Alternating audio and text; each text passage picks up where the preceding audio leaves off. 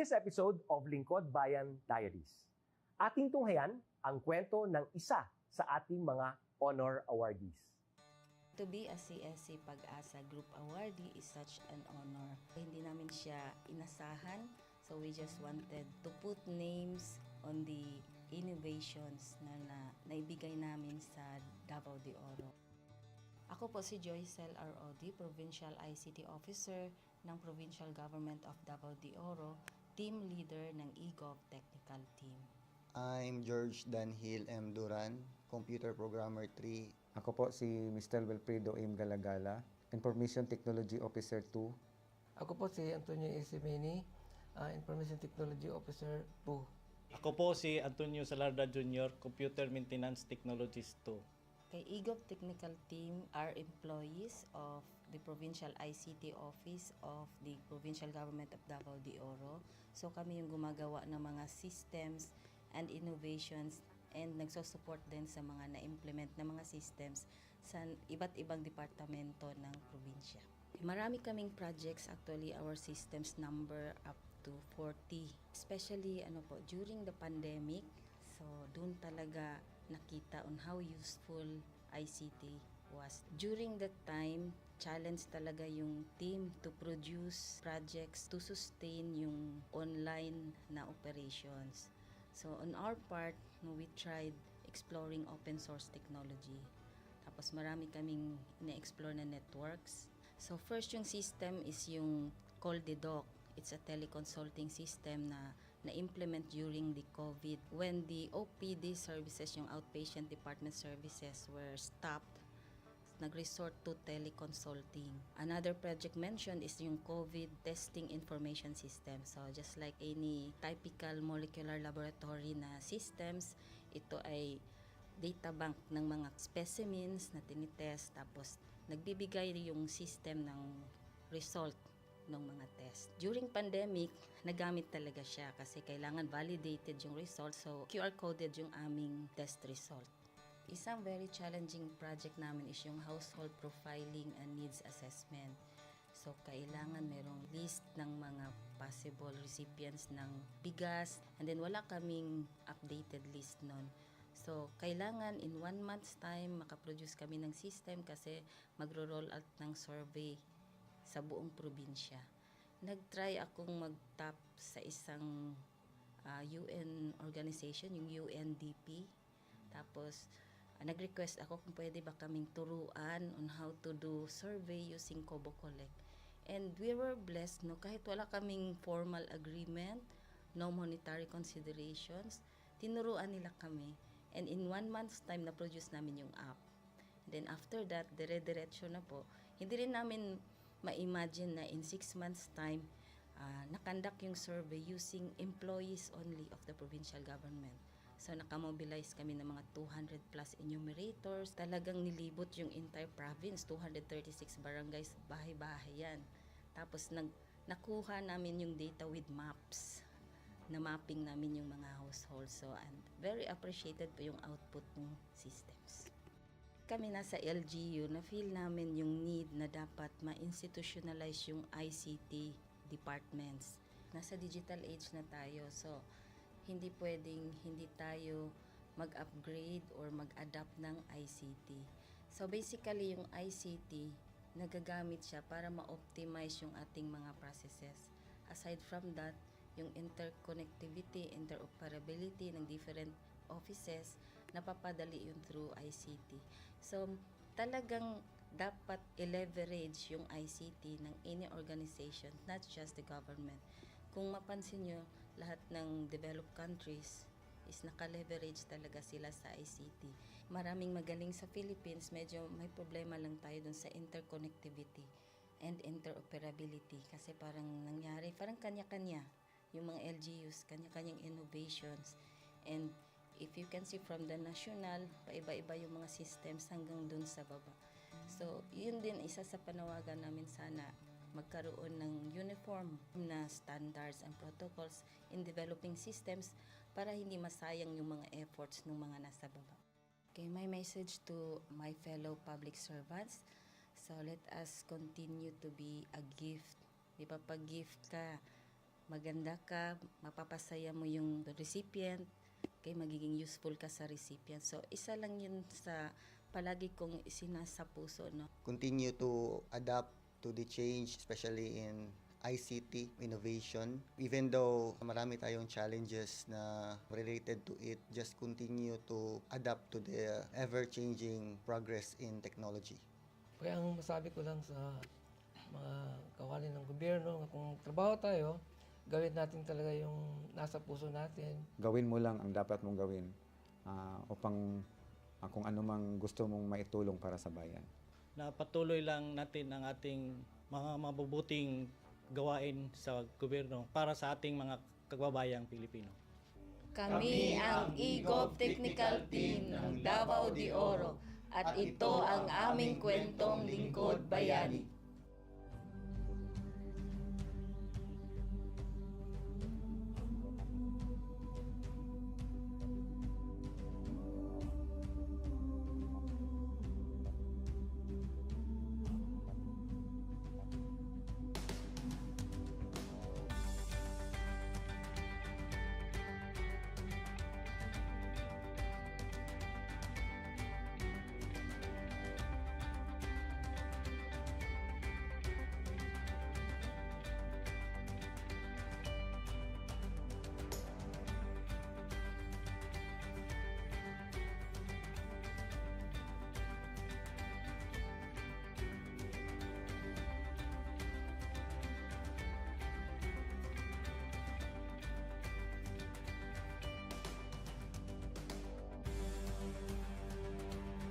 Inyong natunghayan ang kwento ng ating lingkod bayani. Kung ikaw ay may kilalang lingkod bayani, maaari siyang i-nominate sa Honor Awards Program ng Civil Service Commission. For nomination procedures, go to www.csc.gov.ph. See you on the next episode of Lingkod Bayan Diaries.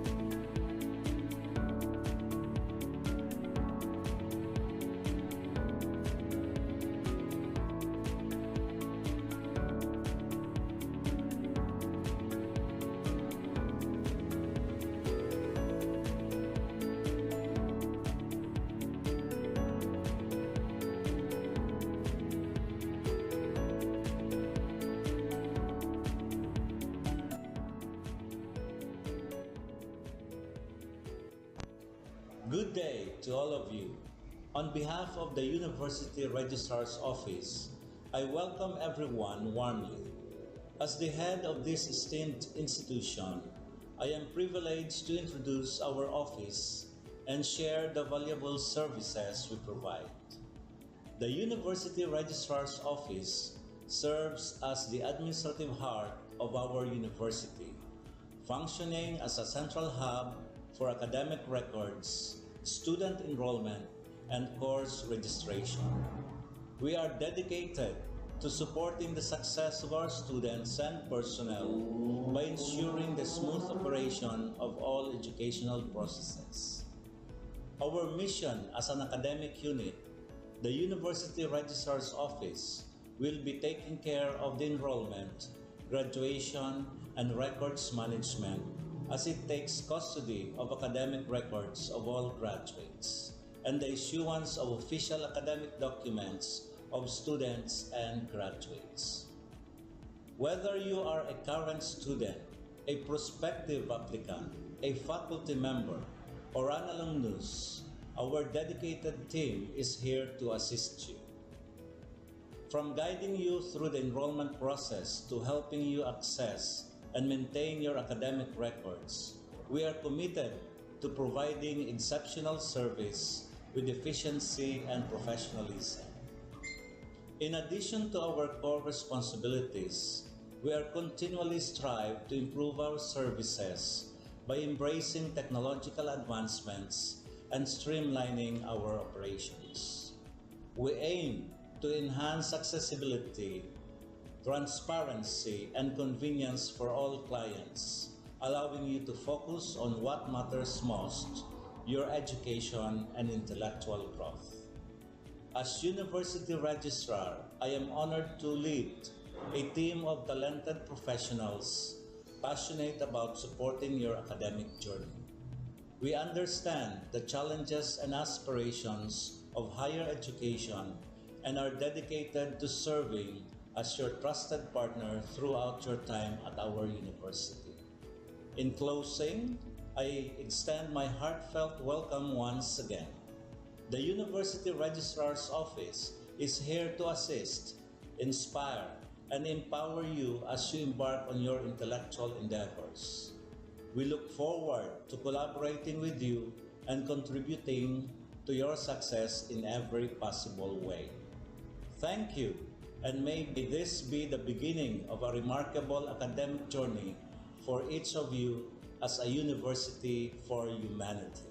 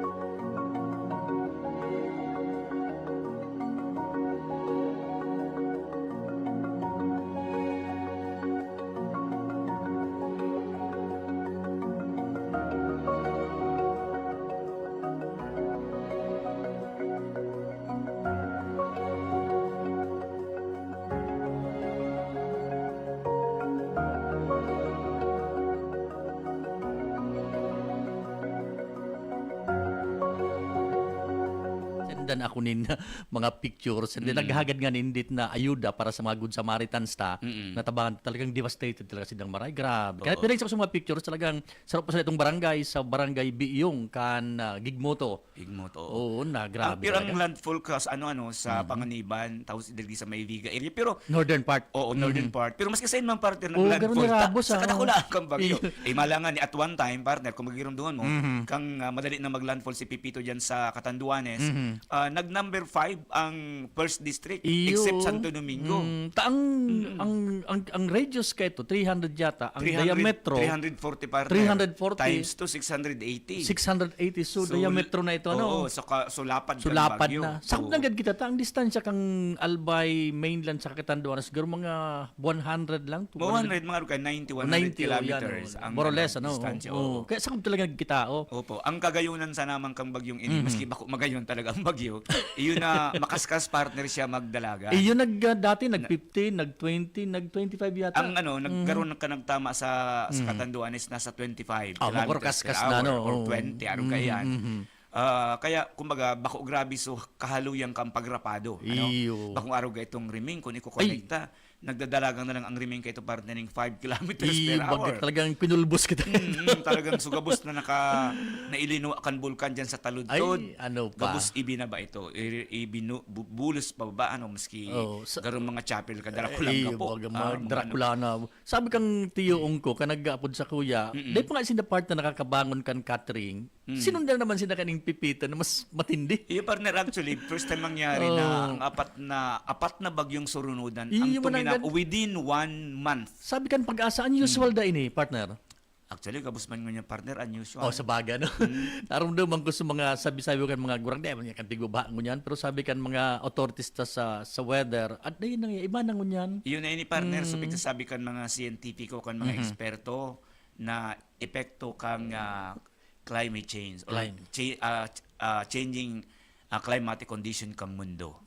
Kung magbabasa ka partner kan mga prediction kan mga forecast medyo matatakot ka. Gar makakidit ining kayiluhan diyan sa North and South Poles sige partner ang tunaw.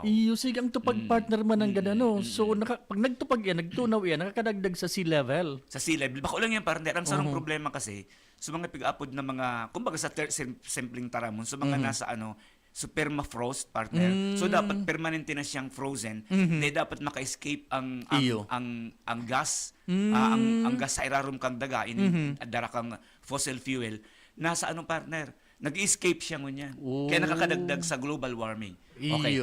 Sige partner, yaw na ang bisita niya itong ngunyang partner, iyo po si Sir Eugene Escobar. Siya po ang Assistant Chief kan Albay Public Safety and Emergency Management Office. Inano nato ni kanina si Sir Eugene na tabangan man kita magdiskutir dapat igdi sa disaster response, disaster preparation, etc. Tanganing mas ma-refresh kita partner. Taarog ka ining surunod-sunod ang daguso kang bagyo digi sa tuyang lugar sa tuyang nasyon kay puan ma-refresh kita kan mga dapat niya gibon asin mga dai dapat gibuhon bago durante asin makalihis ang sarong disaster, particularmente ang bagyo. Siguro dakulang tabang sa si Sir Escobar. Si Sir Cedric, si Sir Cedric kasi retired na siya, pero mabelta siya bilang konsultant. Mangyayari kan Albay LGU. Dakulang tabang partner sa tuwang yung bisita mo yung pagkaaga para madiskutir, matabang kitang madiskutir, ining mitigasyon, pagpreparar, asin pagresponde, pag may mga kalamidad. Iyo po.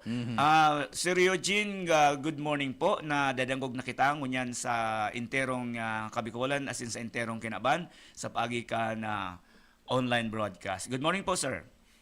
Yes, maray na agaman po sa Indo asin sa kabos po na nagaantabay.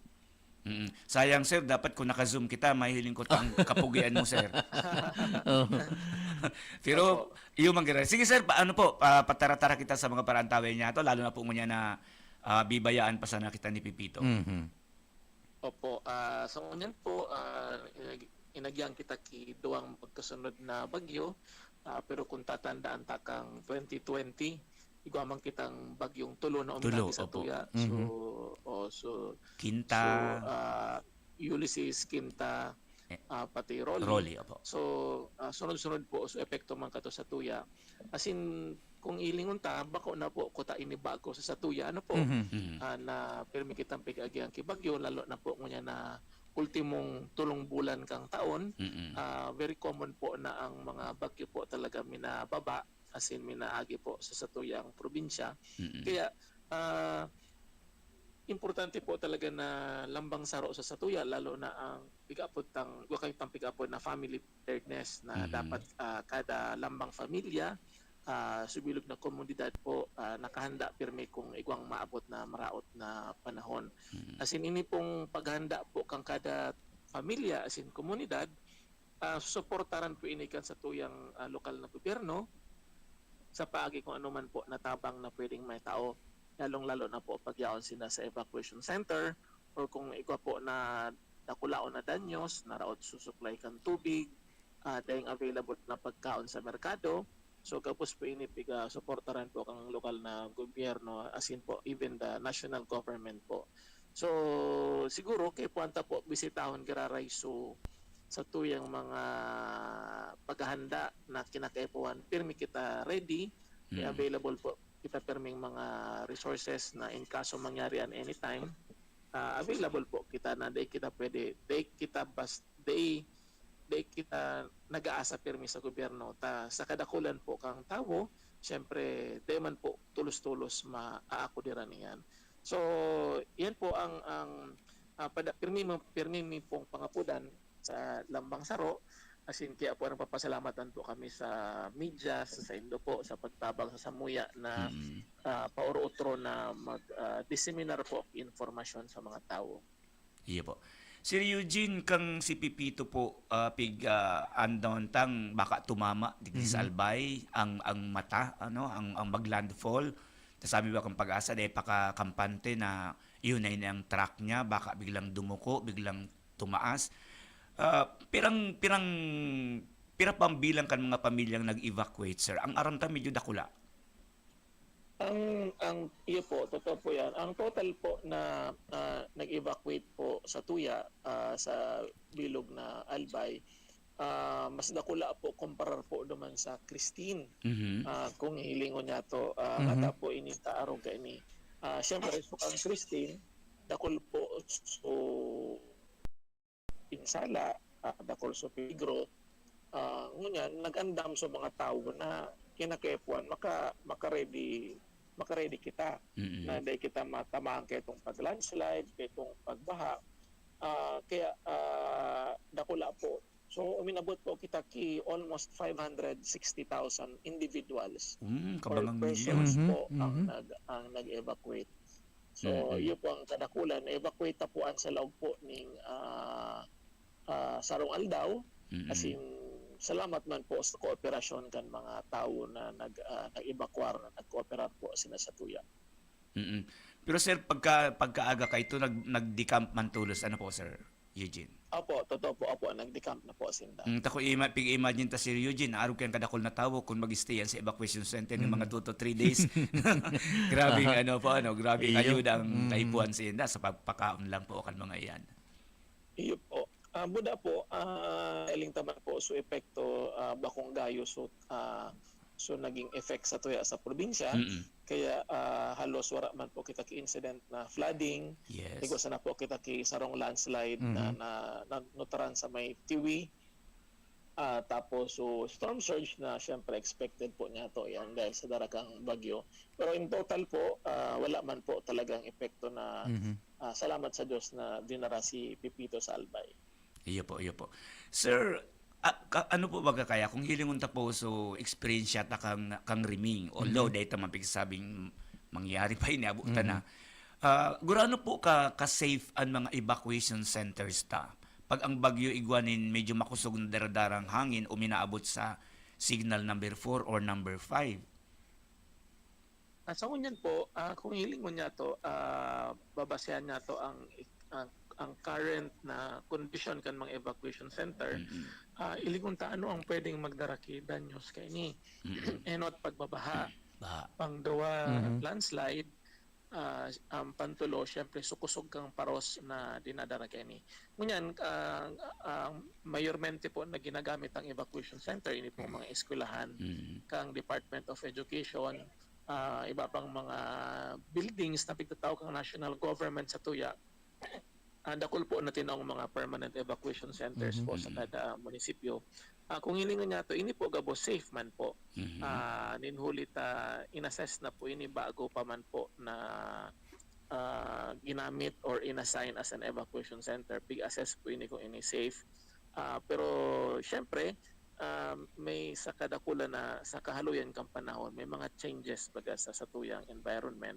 Kaya kinakaipuan, ining mga evacuation centers continuously man po piga-assess. Kung syempre medyo luma na, so dating atop na makusog, masarig, takong made of galvanized sheet sana ayon, pwedeng so mga pagpakuan niya or so pigtornilyohan nagkaralapa na. So dapat regular po ining piga-inspect man. Pero si partner Edgar po siguro may hapot sa Ayo, thank you partner. Nabanggit mo kasi bago tabi, Sir Eugene, na kang bago mag-abot ang bagyong si Pipito, napaibakwarta na idumantas sa mga safe na lugar, evacuation centers, ining more than 500,000 na mga kababayan na mga vulnerable sa mga areas na pwedeng prone sa baha, lahar, etc. Ano pong ginibong lakdang kan provincial government, siguro kan mga LGUs iba pang sektor, para mamanihar ini, ano sa proseso para nagad ini makaduman sa mga ligtas na lugar. Tabaga kita midbid baga sa albay na may preemptive evacuation taning mamitigar ta asin maiwasan sa mga casualties. Ano pong proseso? Anong lakdang ginaribo ta para ma-embrace na gad kansto yung mga kababayan na magbaralyo na kamo, magharali na kamo sa indong mga lugar? Opo. Enot po siguro sa tuyang frequency kang practice buot sabihon para gibutan na ini sa kahaluyan namukna po sa tuyang opisina kang 1994 so duman talaga na kumbaga na institutionalized sa tuyang preemptive evacuation. Por dahil keto may mga sistema na po kitang na implementar. So ang example po keto is itong structure ta from provincial level, may city, municipal DRRMOs, tapos may mga barangay disaster coordinating committees na po kita. So may line of communication po in terms of coordination existing na po ito. So kaya kung igwa po kita ipapaabiso na pag-evacuar, automatic gabos po na mga line agency or organizations inform po sinda. Pangduwa, siyempre duman sa ang tawan takilid dakulang credits sa city, municipal, and lalong-lalo na po sa community. Siyempre, so cooperation po ninda. Kumbaga, tama po sa sinabi mo, pigkugos ninda. In-embrace na, no? Pag-evacuar. Dahil, primeramente, aram ninda na igwa po kipiligrong maabot. So, aro ka sinabi ko, so bago dakulaw ng tabang kang media na magpaabot ki impormasyon sa mga tao. Ngunyan, kung informed ang tao, syempre aram ninda ang epekto kaani na matao sa inda ning piligro, antimano man po, sinda po mismo nag-volunteer na mag-evacuar. Kaya sa paagi pong kaito, sa pagtatarabangan, sa sistema na presente, sa available na mga evacuation centers na na-identify na bago pa man ang nag-abot ang kalamidad, sa paghahanda na ginigibok ang gabos na mga instrumentalities, gabos na organization, agencies, pag nag-abot po sa kalamidad, automatic ma-implement na sana po kita. Ang kagayunan po kani, dahil gabos po na ahensya, even the private sectors nagtatabang po para ma-implement po as to yung DRR program. Yun, talagang dahil sa pag-institutionalize kang sistema, ining opisina, coordination, talagang halos in place na siya, no? Tabi sa Regina, no? Opo. Totoo po yan. Okay. Kita sa Albay, talagang halos anong klaseng kalamidad niya, sa tuya, no? Bulkan, bagyo, minsan linog. Ano po ang nahiling din sa inyong opisina sa APSI mo? May mga characteristics bang na dagdag, na bago sa mga kalamidad na minaagi sa ito? Let's say, halimbawa ngaya, ining siriming niya, so grabe ngaya ang paros na dinara, grabe ang ang uran, etc. Then all of a sudden, may mga bagyo na, signal number 1 sa nangay, medyo ngaya maluya man. But all of a sudden, So rainfall pala, dakulaon. May mga characteristics, may mga nabagong features diyan sa mga minaagi sa tuyang kalamidad na experience kang apse mo as in ibang mga ahensya kan gobyerno, LGUs po, para maidagdag ta kung sakasakali duman sa mga measures na pigigibot ta para mas lalong maging safe ang sa tuyong mga kababayan. Ang nahiling ni po ako personalmente Opo. ang continuous na nagabago is so landscape kasi Landscape. environment. Mhm. Part duman so natural na pagbabago kang sa tuyang palibot, Mhm. and of course so influence kang mga paghiro kang tawo.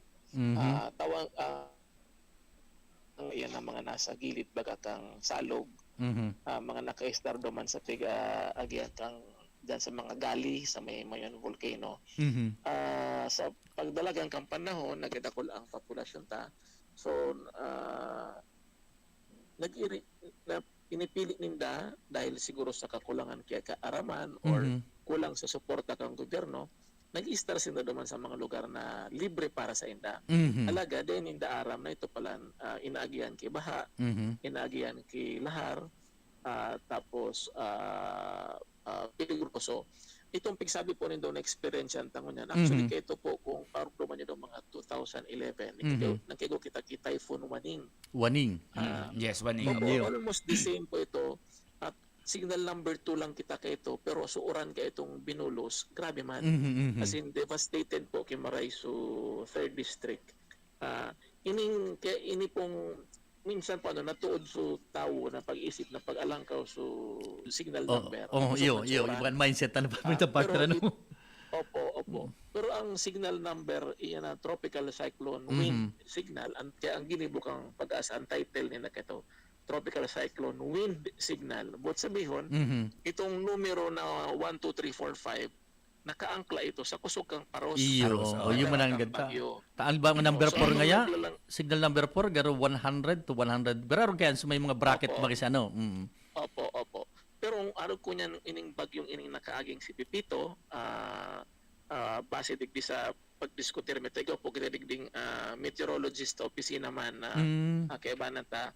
So base duman sa pangyari kay itong Pipitong ito, medyo di talaga suoran na sa iyang dara-dara, tapos naka-concentrate sa na dumanda sa kumbaga pabilog baga itong bagyo naka-concentrate duman sa may itaas na parte sana.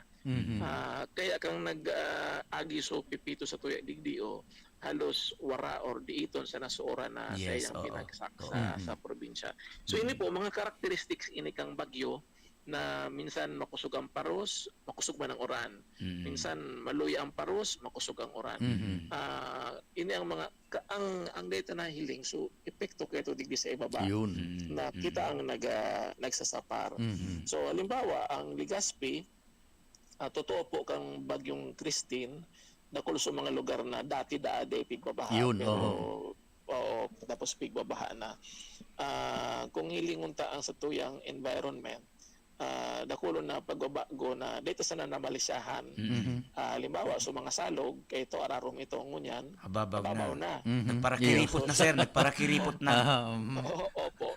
So maski sige ang gibot kay mga kanal pero so pigagi so natural waterways ang apod ka natural waterways iyan ang mga salog. Nakuta na minadrain pasiring duman sa Albay Gulf. Apisar na nagsaradit sabi po nindo tapos nag-aababaw na. Siyempre sa tubig di po nadudumanan, maapaw talaga, maluwas sa tinampo. So, kaya ang digdio is kaya po talaga mag-adjust so sa tuyang society, so community. So, ayan ang mga salognan. For example, dapat padagos i-dredge iyan, babawasan ki siltation, tapos mga mga baybay hali sa upstream, minabagsak po duman pababa na minasulat ka itong mga agihan na ito. So dapat mamantinir ito.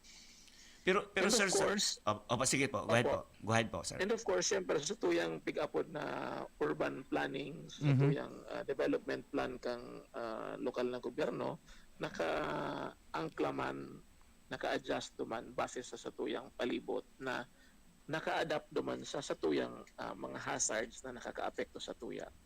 Okay. Sir Eugene, ang sunod may pong ihapot sa imo, pero ma-break mo na kita di sa estasyon. Pagbalik ta, ihapot mi sa imo kung ano talagang dapat gibuhon kay ining mga lugar na arog ka nag-Christine, ka nagtama si Christine.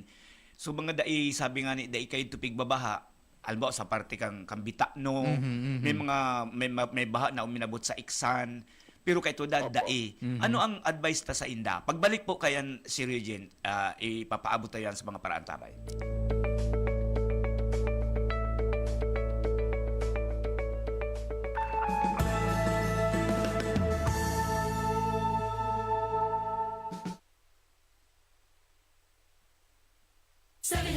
Ilayo ang inyong mga chikiting sa peligrong hatid ng sigarilyo. Alam nyo ba ang alinsunod sa Executive Order 26 na nilagdaan noong 2017? Bawal magbenta ng sigarilyo sa menor de edad. Alam nyo rin ba ang bawal magtinda ng sigarilyo malapit sa mga paaralan at palaruan? Maging magandang halimbawa para sa kabataan. Say no to yosi para wala.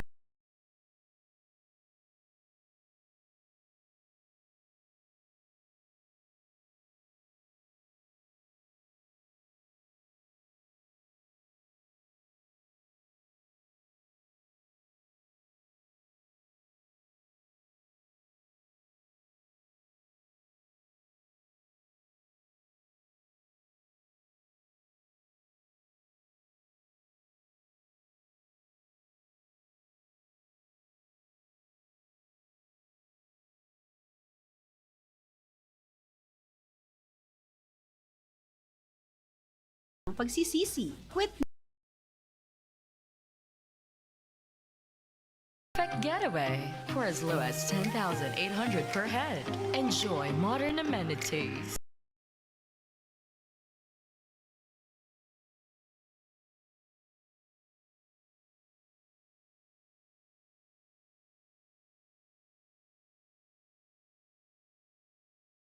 Breathtaking views and the utmost comfort during your stay. Package inclusions, overnight accommodation.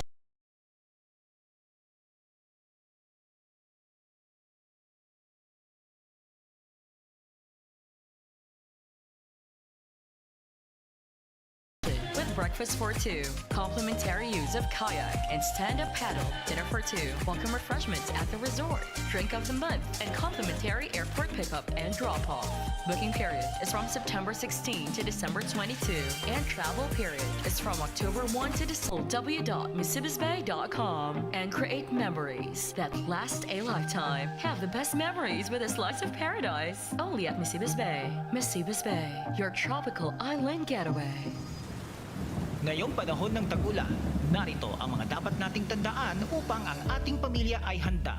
Una, alamin ang balita ukol sa panahon at mga anunsyong pangkaligtasan. Pangalawa, alamin ang plano ng komunidad sa pagbibigay babala at paglikas. Pangatlo, suriin ang bahay at kumpunihin ang mga mahina o sirang bahagi nito. Pang-apat, ihanda ang go bag na naglalaman ng mga pangangailangan ng pamilya. Panglima, ilikas ang mga alagang hayop sa ligtas na lugar. At pang-anim, kapag inabisuhan ng kinauukulan, mabilis na lumikas sa itinakdang evacuation center. Kapag oras na may tumama na bagyo, una, maging mahinahon at manatili sa loob ng bahay o evacuation center at makinig sa pinakabagong balita at taya ng panahon. Pangalawa, patayin ang main switch ng kuryente at valve ng tubig. Pangatlo, gumamit ng flashlight o emergency lamp at mag-ingat sa paggamit ng kandila o gasera. Pagkatapos naman ng bagyo, una, hintayin ang abiso ng kinauukulan na ligtas ng bumalik sa tahanan. Pangalawa, umiwas sa mga natumbang puno, nasirang gusali at linya ng kuryente. At pangatlo, siguraduhin walang pasa o nakababad na outlet o kagamitan bago buksan ang linya ng kuryente. Ang mensaheng ito ay mula sa Office of Civil Defense, Regional Office 5.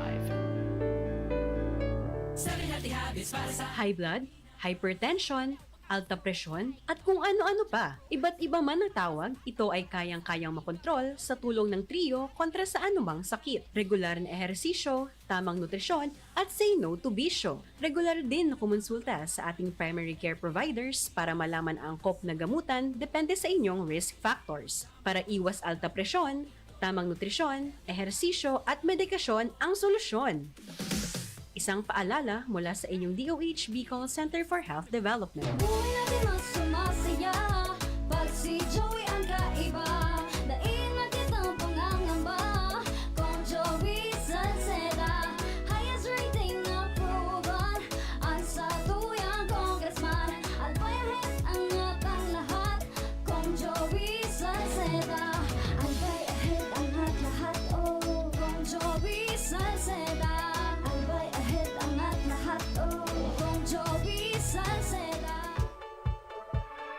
Mommy and Daddy, back to school na ba ang inyong chikiting? Sa pagbabalik ng school-based immunization ng DOH, katuwang ang DepEd at local government units, siguruhing sila ay protektado laban sa mga vaccine preventable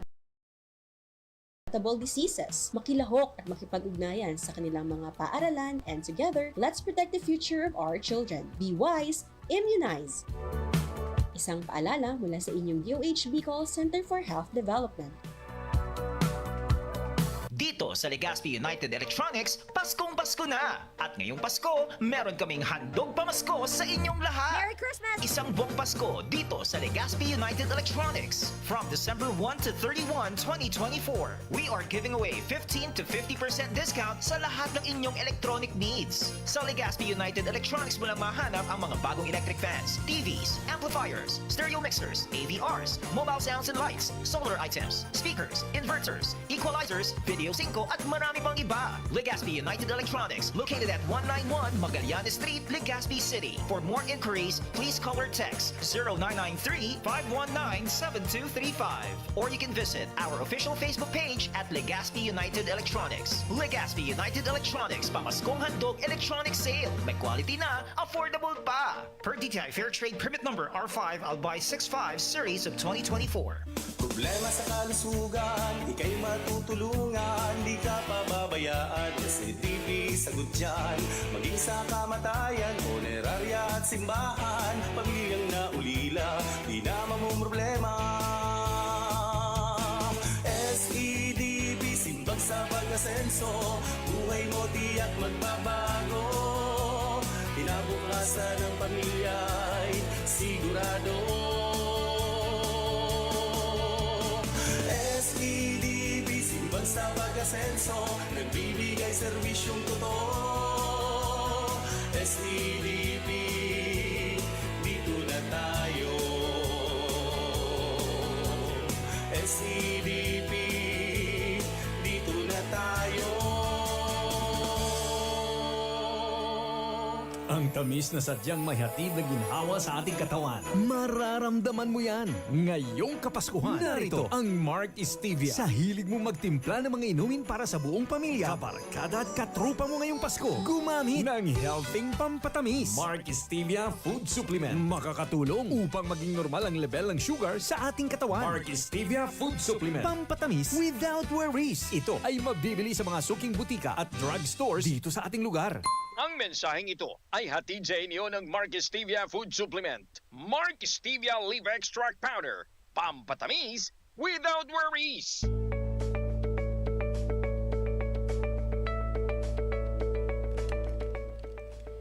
Alright, beltada kita. Uy, Sir Eugene, yaong ka pa? Yes po.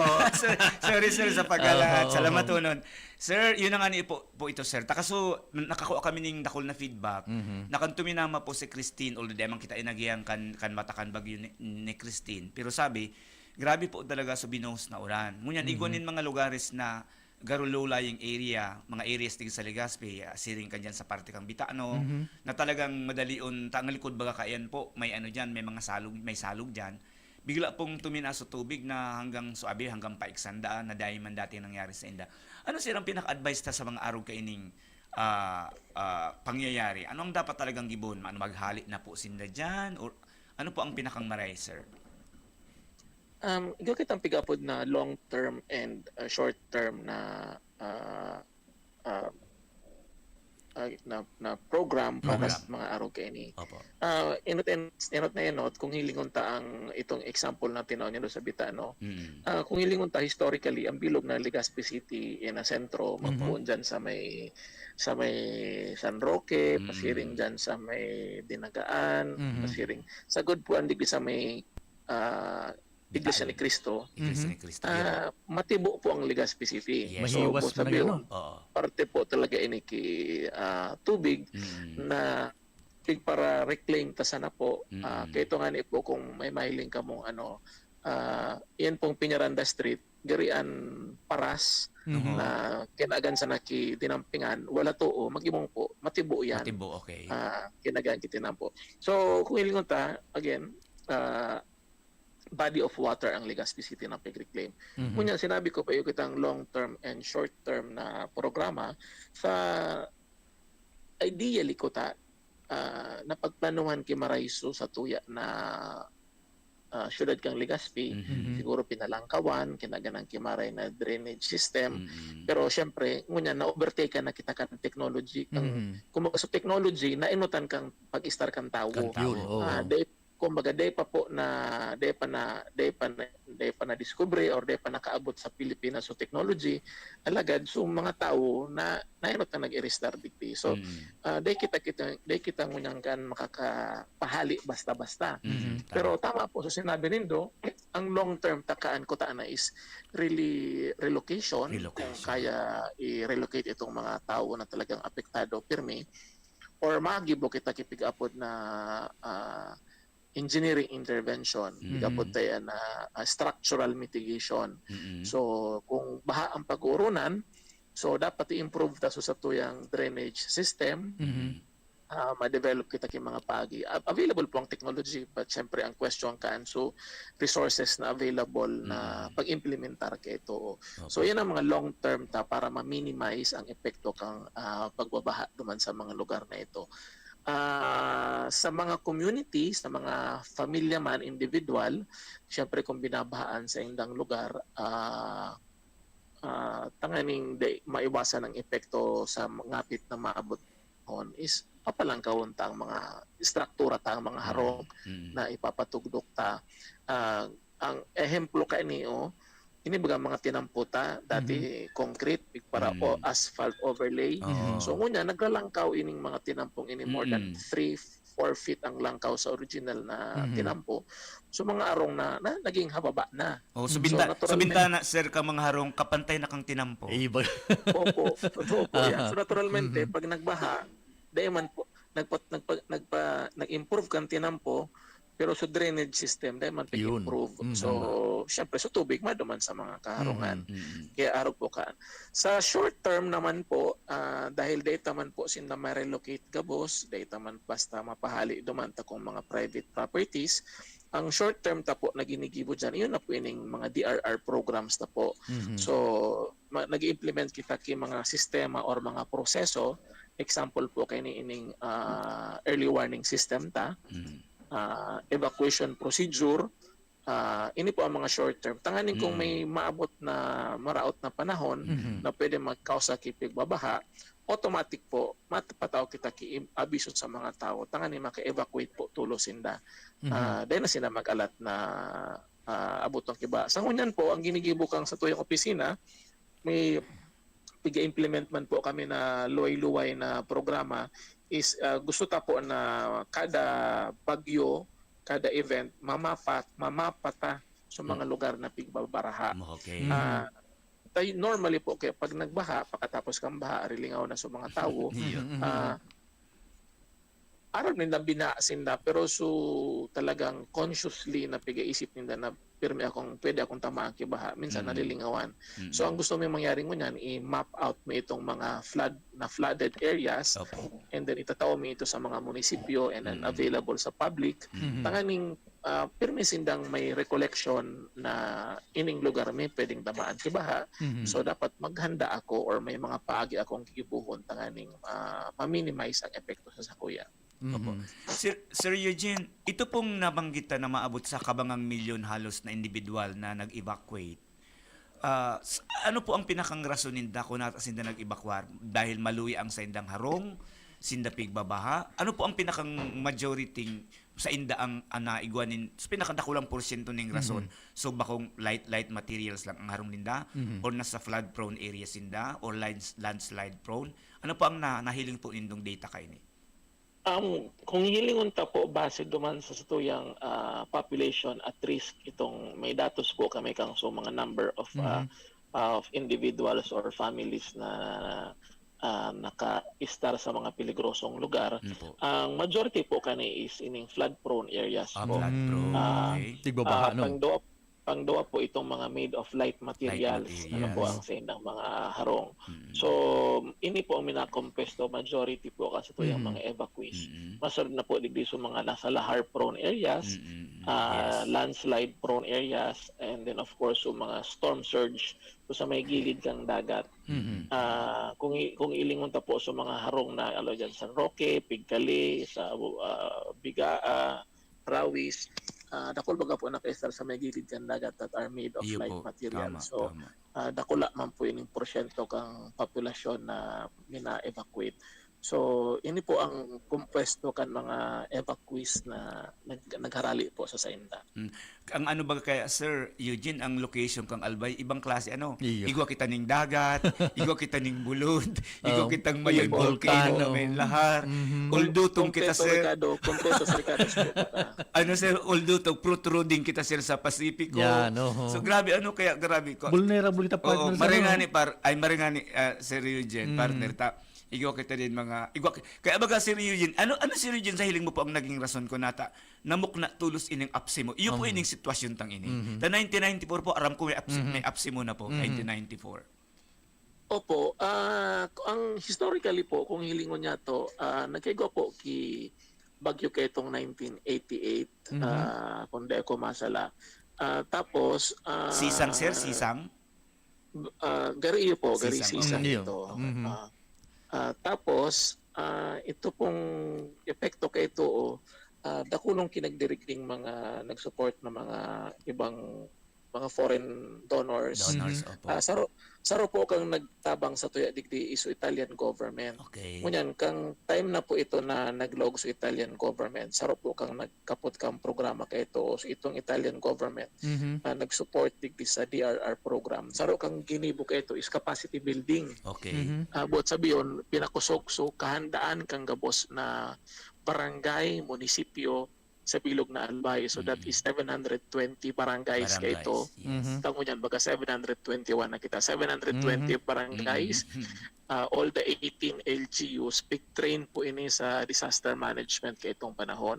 As in, saro kang nagkapot kang programa kay ni si Dr. Cedric Daep.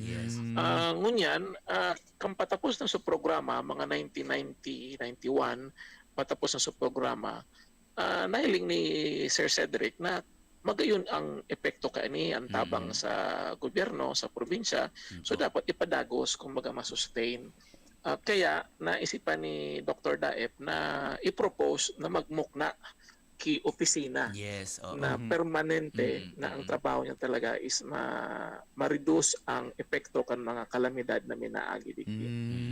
So por dahil kani na-create po itong APSIMO, ito PDMO ang apod, Provincial Disaster Management Office kang 1994. So, iyo po ito. Kaya naglangkaw sa awareness kang tao, nakadevelop kita kay mga programa, mga proseso, mga sistema na angkop duman sa pangangaipo kang tao. And kaya permimi po pagsasabi, ang number one dyan is really cooperation kan mga communities. Itong sinabi nitong pagkugos, pag-embrace duman sa programa, importante yun po ito. Yes sir, naramdaman ko po na ang ining NDR, igwa ba kita Sir Eugene na batas, partner, na ipinasar, na pinag-create ining NDRR, MO. Ang aram ko sir, ang pinakang model nilang mindang ginamit digdi is APSEM or Albay. Iyo po, totoo po yan. So framework po framework, yes, oo. Gibo kay itong batas na ito, itong Republic Act 10121. Ang pigbasehan po kay ito is iyo po yun sa tuya pong opisina na APSIMO. Iyon ang kinascade na partner sa mga LGUs. Yes, iyon. Sa mga local, provincial. Tapos international man, Sir Eugene, di po ba? Ining mga preemptive evacuation, kita kayo nag-phone sir, kita nag-coin kan mga words na yan, sir. Opo. Yan ang mga words po. Zero casualty. Preemptive evacuation, forced evacuation, zero casualty, sir. Opo. Gabos po ng mga terms mo yan. Tigagamit na po yan sa national as in international. Ibig sabihin, nag-emanate po ang isa sa tuya. Sa framework partner, sa ito nagpuna, Sir Eugene, po. Actually, Sir Eugene, medyo aram-aram ko inita. Ang master's thesis ko, baga kamo, absent mo. So, assessment po, kabisado pala. strategies. Opo. Buda, dahil pa po ako nagatrabaho, aram ko, yaong ka na sa media. Ay, sus. Yan, sana. Pwedeng change the topic, sir. Change the topic. Oy, ini pala ang programang initabi, Sir Eugene, hatod sa tuya kan BU Extension Management Division, kan BU Extension Management Division, sa pamamayo po ni Dr. Marcia Rico, partner, Yes, asin sa kang associate director na si Ma'am Professor Zoilo. Weng Zoilo, asin sa Raeds, sa Rapam, yaon Rapam, dyan, yaraw. na mga mahigusot nini sa pagpreparar kang programang ini. Sir, kaso bago po sir, nabang kita so long term, short term na sabi mong na plano, sa baha, sa ano. Pero sir, uning niya nang naobserbaran, may sinabing kaso bagong off day kami, day kita naka-air, nagko-commercial, naggurunurong kami ni partner na ang nangyayari ngunyan, sir, pag may nagtuturugdog po ning bagong structures, para lang kawan po ning ning base. Kumbaga, alam mo, ikaw ngayon, may harong ka, harong kanyang level kang sa imong ground floor.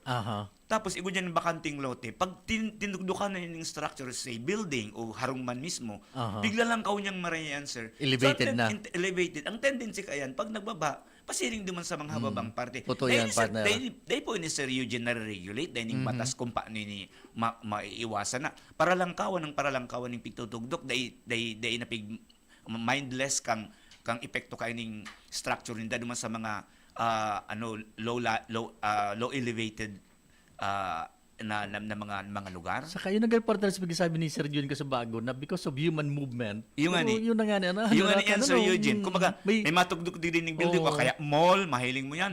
May i-elevate niya ng maray. Iso sa palibot niya harap baba. Apektado. Ang tendency po, pag nag-uran, magkaiguan ni makusog na pagbulos ng uran, duman po mabulos sa low-lying areas na ito, Sir Eugene. Opo, tunay po yan. Dakulon po, kung mataw ko ki-ehemplo, magdan ka sa sentro kang Legazpi, magduman ka sa Oro Inutan pasiring sa May Tahaw Road. Ining mga buildings sa Daraculaon, mga structures, mga commercial establishments na kung rumdumon mo po kayo, open ini. So, both sabihon, it occupy, kumbaga itong open space, ito ko so saro kan mga areas na pigduduman kan tubig kuta kung pigo baha. And because itong tinugdukan na, bako lang po, itong sabi mong nagpalangkaw, gariday man po kung minaprohibit ka yan sa yung building code. Pero alagad, ang private individual or commercial establishment supposedly hand in hand yan with the local government. Kaya importante po talaga na ang pig-upod na land use plan. So itong comprehensive land use plan, ang output po kan is the zoning ordinance. Part ko ta po kan development process. Ini pong sarong opisina digdi naka-star sa sarong istorya po siya. Tawan na kamo lang kigari pinaka-classic na example. Sige na po, sir. Naka-star sa sarong subdivision, dati, so naman sa may likod ninda, dahil pamanda ito pig-ararungan.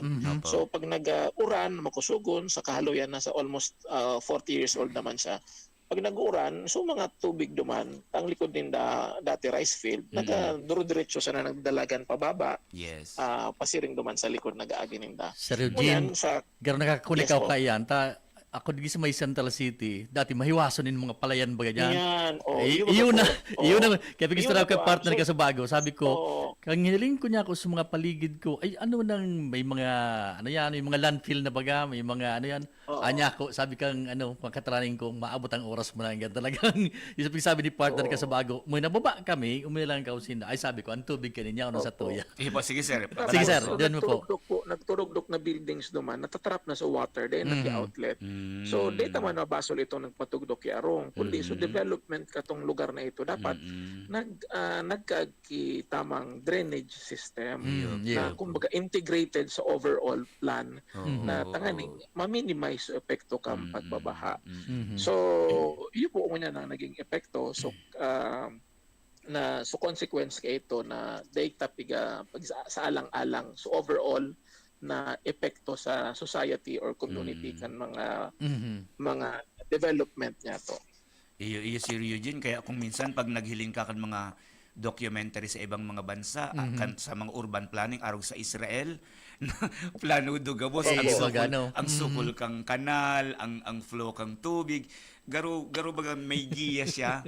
Pero sa tuya medyo yan talaga Sir Eugene ang problema nationwide ang urban planning Opo. Ang sa Netherlands ang aram ko sa rosin na kan mga flood prone areas pero napakinabangan ninda ang technology as in engineering intervention para ma-minimize ang epekto ng flooding sa inda.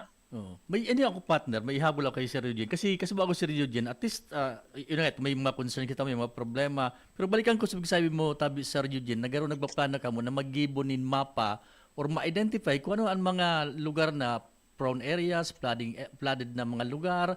Sa tingin po mas magaling ko tanita, mahiling mo na galibong niya sa libon niya, dati-dati nga niya, uning niya talaga, gubahain ng lugar because of the condition or situation. Hindi niya sa TV ngayon, may mga landslide. Sa tingin po nindo, mga ano rin daw ini mga materials, at least kung medyo may mga problema sa mga concerns na ma-address, at least na-identify na sa mga lugar na prone sa mga karakteristik kaning bagyong pigdadaran. Magkaigwa ng landslide, magkaigwa ng flooding. Ano rin daw po ini mamamaterialize na kung sakasakali?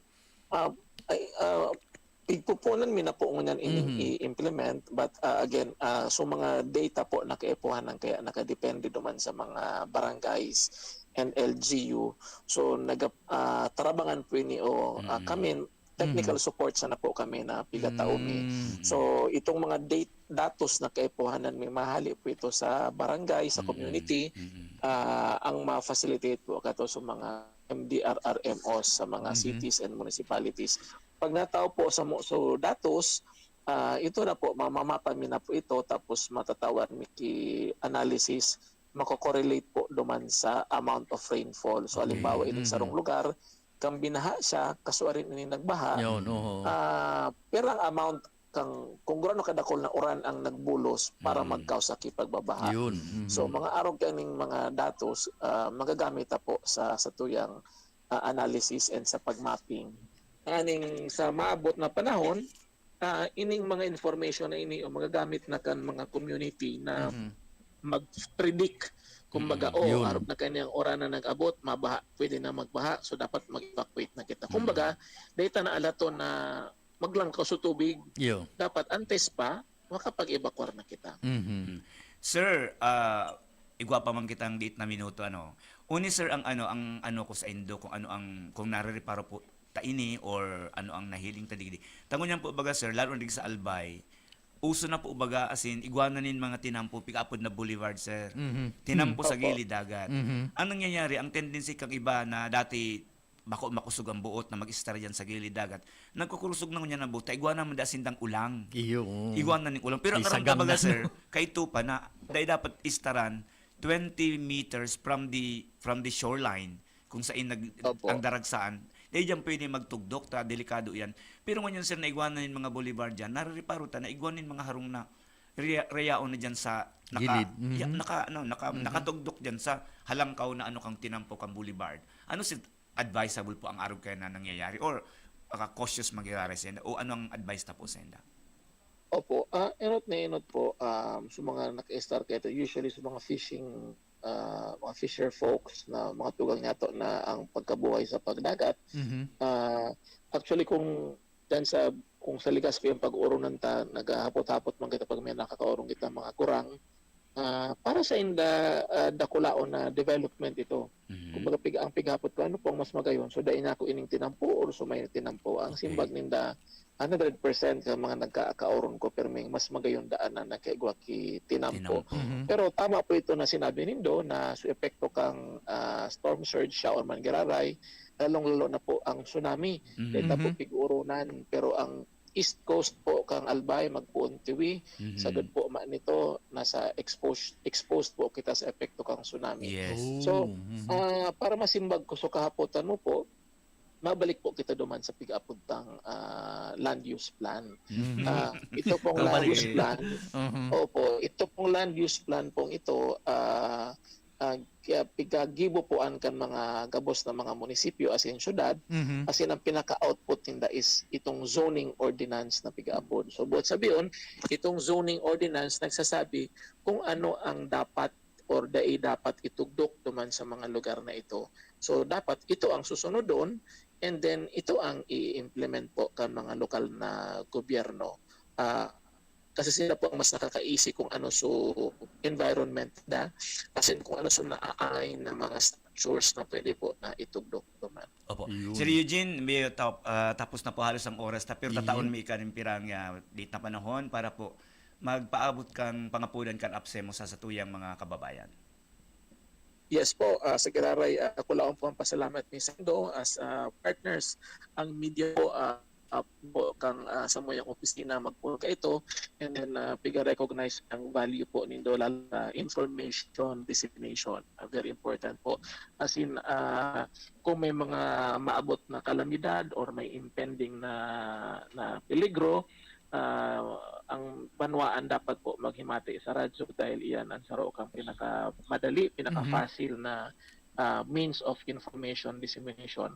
Asin ko niyan, palaog na kita sa Disyembre, tapatapos ng taon, pero de po nangangahulugan na de na po kita kayo maka-experience sa kimaraot na panahon. Kaya sa Giraray, nangangapunan kami, padagos na maging handa, maging alisto, alerto po kita permi, asin magdangaw kita sa situyang mga lokal na gobyerno. Asin syempre, dahil paglingawan permi mga G sa kagurangnan, na permi po kita tawan ki maray na pag-isip, asin kaligtasan sa mga panahon na may kadifisilan. Thank you very much, Sir Eugene. Thank you very much po sa oras. Thank you, sir. Maray na aga po.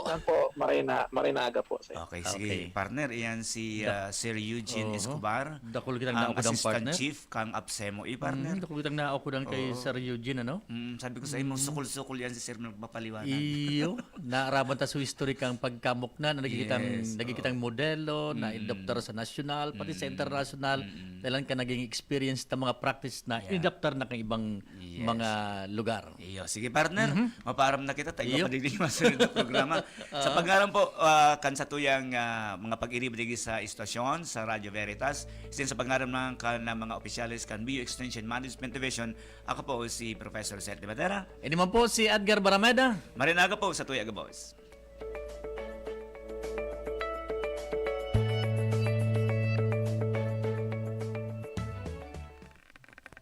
Napasaindo ang programang Bicol University, programang pang-edukasyon at pangkabuhayan. Antabayan liwat sa masunod na Webes.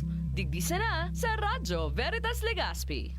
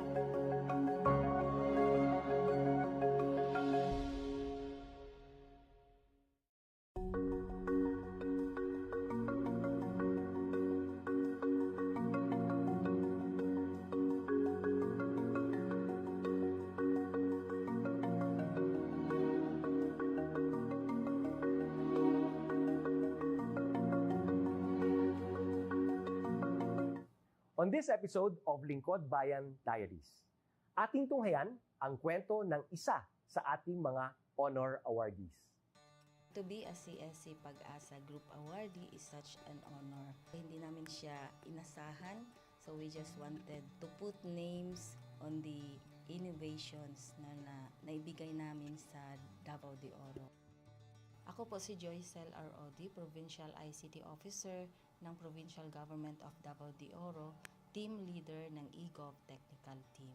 I'm George Danhil M. Duran, Computer Programmer 3. Ako po si Mr. Wilfredo M. Galagala, Information Technology Officer 2. Ako po si Antonio Isimeni, Information Technology Officer 2. Ako po si Antonio Salarda Jr., Computer Maintenance Technologist 2. Kay eGov Technical Team are employees of the Provincial ICT Office of the Provincial Government of Davao de Oro. So kami yung gumagawa ng mga systems and innovations and nagsusupport din sa mga na-implement na mga systems sa iba't ibang departamento ng probinsya. Marami kaming projects, actually our systems number up to 40. Especially during the pandemic, so doon talaga nakita on how useful ICT was. During that time, challenge talaga yung team to produce projects to sustain yung online na operations. So on our part, we tried exploring open source technology. Tapos marami kaming ina-explore na networks. So first yung system is yung CallDedoc. It's a teleconsulting system na na-implement during the COVID when the OPD services, yung outpatient department services were stopped. Nag-resort to teleconsulting. Another project mentioned is yung COVID testing information system. So just like any typical molecular laboratory na systems, ito ay data bank ng mga specimens na tinitest, tapos nagbibigay yung system ng result ng mga test. During pandemic, nagamit talaga siya kasi kailangan validated yung result, so QR coded yung aming test result. Isang very challenging project namin is yung household profiling and needs assessment. So kailangan merong list ng mga possible recipients ng bigas, and then wala kaming updated list nun. So kailangan in 1 month's time makaproduce kami ng system kasi magro-roll out ng survey sa buong probinsya. Nag-try akong mag-tap sa isang UN organization, yung UNDP. Tapos nag-request ako kung pwede ba kaming turuan on how to do survey using Kobo Collect. And we were blessed, kahit wala kaming formal agreement, no monetary considerations, tinuruan nila kami. And in 1 month's time, na-produce namin yung app. And then after that, dire-diretso na po. Hindi rin namin ma-imagine na in 6 months' time, nakandak yung survey using employees only of the provincial government. So nakamobilize kami ng mga 200 plus enumerators. Talagang nilibot yung entire province, 236 barangays, bahay-bahay yan. Tapos nakuha namin yung data with maps. Na-mapping namin yung mga households. So and very appreciated po yung output ng systems. Kami nasa LGU, na-feel namin yung need na dapat ma-institutionalize yung ICT departments. Nasa digital age na tayo, so hindi pwedeng hindi tayo mag-upgrade or mag-adapt ng ICT. So basically yung ICT, nagagamit siya para ma-optimize yung ating mga processes. Aside from that, yung interconnectivity, interoperability ng different offices, napapadali yun through ICT. So talagang dapat i-leverage yung ICT ng any organization, not just the government. Kung mapansin nyo, lahat ng developed countries is naka-leverage talaga sila sa ICT. Maraming magaling sa Philippines, medyo may problema lang tayo dun sa interconnectivity and interoperability kasi parang nangyari, parang kanya-kanya yung mga LGUs, kanya-kanyang innovations. And if you can see from the national, paiba-iba yung mga systems hanggang dun sa baba. So, yun din isa sa panawagan namin, sana magkaroon ng uniform na standards and protocols in developing systems para hindi masayang yung mga efforts ng mga nasa baba. Okay, my message to my fellow public servants, so let us continue to be a gift. Di ba, pag gift ka, maganda ka, mapapasaya mo yung recipient, kay magiging useful ka sa recipient. So, isa lang yun sa palagi kong isinasa puso, no? Continue to adapt to the change, especially in ICT innovation. Even though marami tayong challenges na related to it, just continue to adapt to the ever-changing progress in technology. Kaya ang masabi ko lang sa mga kawani ng gobyerno, kung trabaho tayo, gawin natin talaga yung nasa puso natin. Gawin mo lang ang dapat mong gawin upang kung ano mang gusto mong maitulong para sa bayan. Na patuloy lang natin ang ating mga mabubuting gawain sa gobyerno para sa ating mga kababayang Pilipino. Kami ang EGOV Technical Team ng Davao de Oro at ito ang aming kwentong lingkod bayani.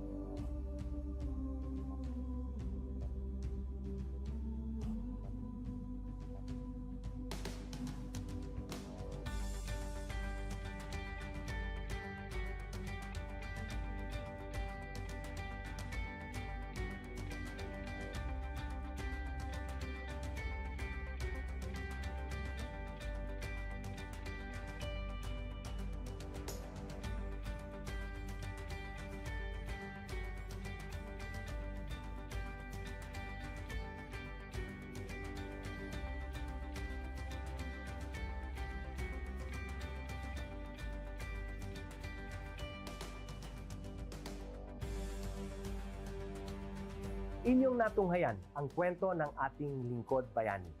Kung ikaw ay may kilalang lingkod bayani, maaari siyang i-nominate sa Honor Awards Program ng Civil Service Commission. For nomination procedures, go to www.csc.gov.ph.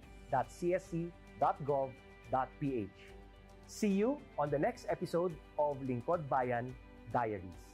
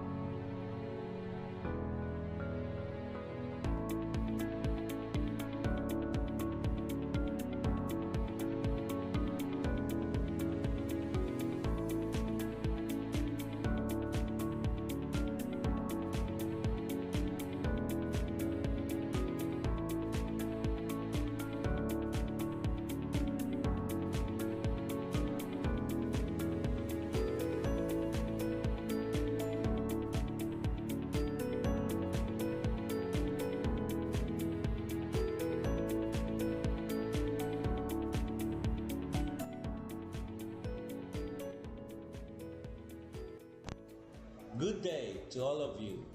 On behalf of the University Registrar's Office, I welcome everyone warmly. As the head of this esteemed institution, I am privileged to introduce our office and share the valuable services we provide. The University Registrar's Office serves as the administrative heart of our university, functioning as a central hub for academic records, student enrollment, and course registration. We are dedicated to supporting the success of our students and personnel by ensuring the smooth operation of all educational processes. Our mission as an academic unit, the University Registrar's Office, will be taking care of the enrollment, graduation, and records management as it takes custody of academic records of all graduates and the issuance of official academic documents of students and graduates. Whether you are a current student, a prospective applicant, a faculty member, or an alumnus, our dedicated team is here to assist you.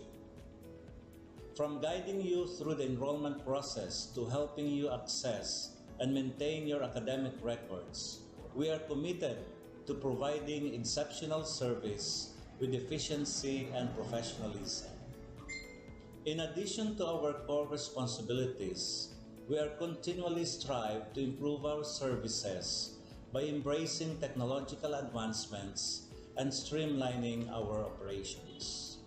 We aim to enhance accessibility, transparency, and convenience for all clients, allowing you to focus on what matters most, your education and intellectual growth.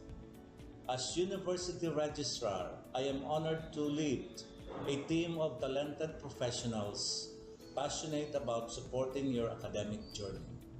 We understand the challenges and aspirations of higher education and are dedicated to serving as your trusted partner throughout your time at our university. In closing, I extend my heartfelt welcome once again. The University Registrar's Office is here to assist, inspire, and empower you as you embark on your intellectual endeavors. We look forward to collaborating with you and contributing to your success in every possible way. Thank you, and may this be the beginning of a remarkable academic journey for each of you as a university for humanity.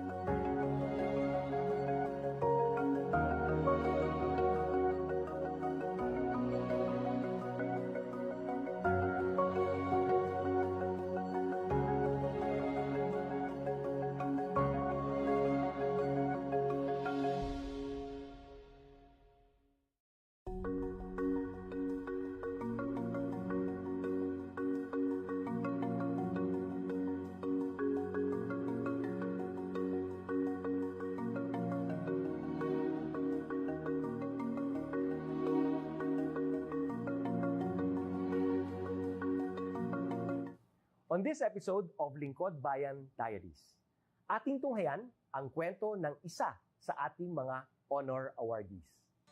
To be a CSC Pag-asa Group Awardee is such an honor. Hindi namin siya inasahan, so we just wanted to put names on the innovations na naibigay namin sa Davao de Oro. Ako po si Joycel R.O.D., Provincial ICT Officer ng Provincial Government of Davao de Oro, Team Leader ng eGov Technical Team. I'm George Danhil M. Duran, Computer Programmer 3. Ako po si Mr. Wilfredo M. Galagala, Information Technology Officer 2. Ako po si Antonio Isimeni, Information Technology Officer 2. Ako po si Antonio Salarda Jr., Computer Maintenance Technologist 2. Kay eGov Technical Team are employees of the Provincial ICT Office of the Provincial Government of Davao de Oro. So kami yung gumagawa ng mga systems and innovations and nagso-support din sa mga na-implement na mga systems sa iba't ibang departamento ng probinsya. Marami kaming projects, actually our systems number up to 40.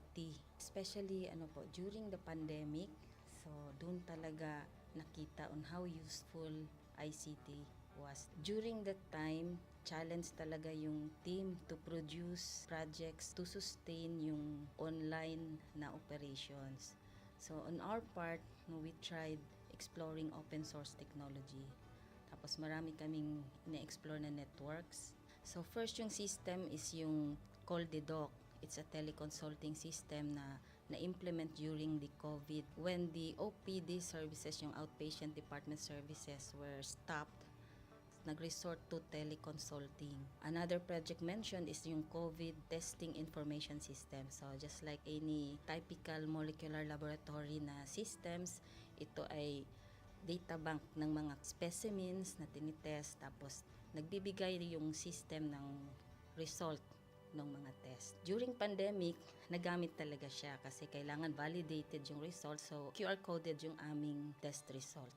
Isang very challenging project namin is yung household profiling and needs assessment. So kailangan merong list ng mga possible recipients ng bigas, and then wala kaming updated list nun. So kailangan in 1 month's time makaproduce kami ng system kasi magro-roll out ng survey sa buong probinsya. Nag-try akong mag-tap sa isang UN organization, yung UNDP. Tapos nag-request ako kung pwede ba kaming turuan on how to do survey using Kobo Collect. And we were blessed, kahit wala kaming formal agreement, no monetary considerations, tinuruan nila kami. And in 1 month's time, na-produce namin yung app. Then after that, dire-diretso na po. Hindi rin namin ma-imagine na in 6 months' time, nakandak yung survey using employees only of the provincial government. So nakamobilize kami ng mga 200 plus enumerators. Talagang nilibot yung entire province, 236 barangays, bahay-bahay yan. Tapos nakuha namin yung data with maps. Na mapping namin yung mga households. So and very appreciated po yung output ng systems. Kami nasa LGU, na-feel namin yung need na dapat ma-institutionalize yung ICT departments. Nasa digital age na tayo, so hindi pwedeng hindi tayo mag-upgrade or mag-adapt ng ICT. So basically, yung ICT, nagagamit siya para ma-optimize yung ating mga processes. Aside from that, yung interconnectivity, interoperability ng different offices, napapadali yun through ICT. So, talagang dapat i-leverage yung ICT ng any organization, not just the government. Kung mapansin nyo, lahat ng developed countries is naka-leverage talaga sila sa ICT. Maraming magaling sa Philippines, medyo may problema lang tayo dun sa interconnectivity and interoperability kasi parang nangyari, parang kanya-kanya yung mga LGUs, kanya-kanyang innovations. And if you can see from the national, paiba-iba yung mga systems hanggang dun sa baba.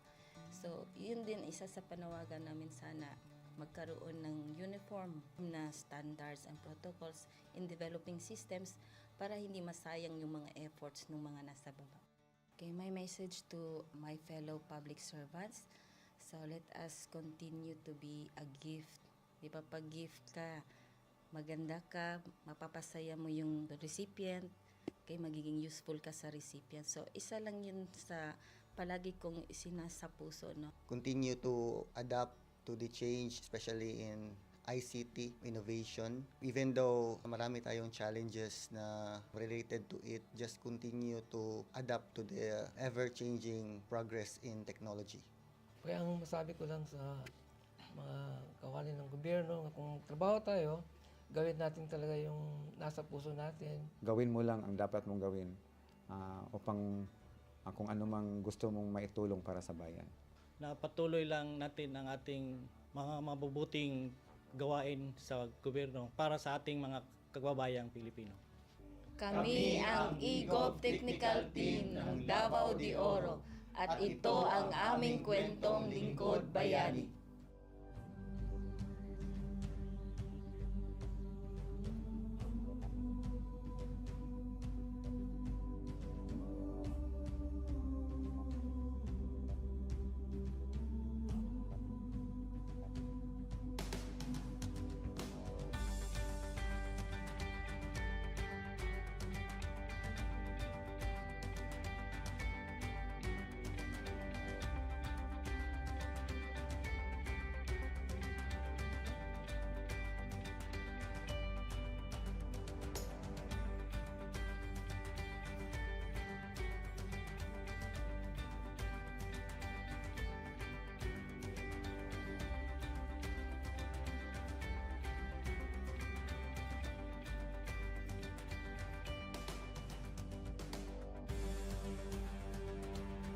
Inyong natunghayan ang kwento ng ating lingkod bayani.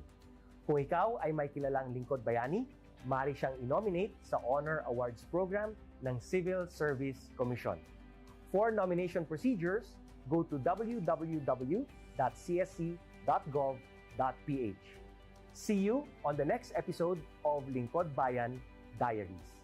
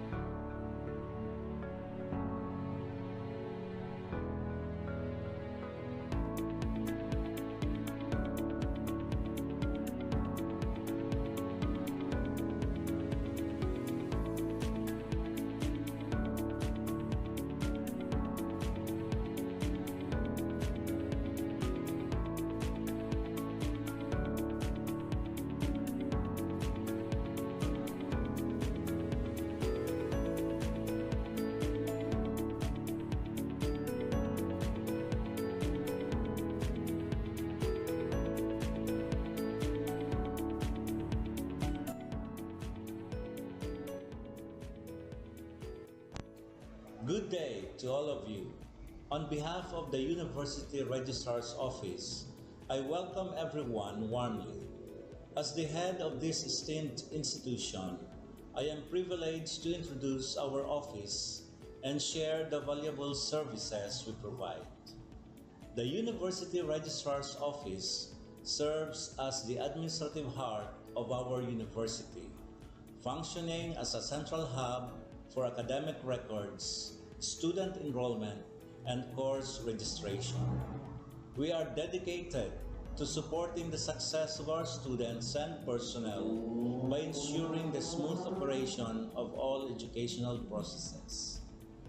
Our mission as an academic unit, the University Registrar's Office, will be taking care of the enrollment, graduation, and records management as it takes custody of academic records of all graduates and the issuance of official academic documents of students and graduates. Whether you are a current student, a prospective applicant, a faculty member, or an alumnus, our dedicated team is here to assist you. From guiding you through the enrollment process to helping you access and maintain your academic records, we are committed to providing exceptional service with efficiency and professionalism. In addition to our core responsibilities, we are continually strive to improve our services by embracing technological advancements and streamlining our operations. We aim to enhance accessibility, transparency, and convenience for all clients, allowing you to focus on what matters most, your education and intellectual growth. As University Registrar, I am honored to lead a team of talented professionals passionate about supporting your academic journey. We understand the challenges and aspirations of higher education and are dedicated to serving as your trusted partner throughout your time at our university. In closing, I extend my heartfelt welcome once again. The University Registrar's Office is here to assist, inspire, and empower you as you embark on your intellectual endeavors. We look forward to collaborating with you and contributing to your success in every possible way. Thank you, and may this be the beginning of a remarkable academic journey for each of you as a university for humanity.